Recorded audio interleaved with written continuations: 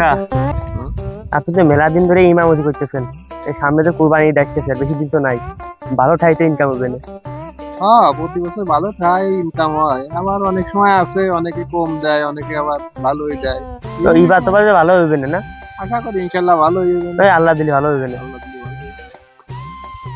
ভাইস্তে, হ্যাঁ চলো দেখে আসি কেমন গরু এবার কোরবানি দিতে পারবা না।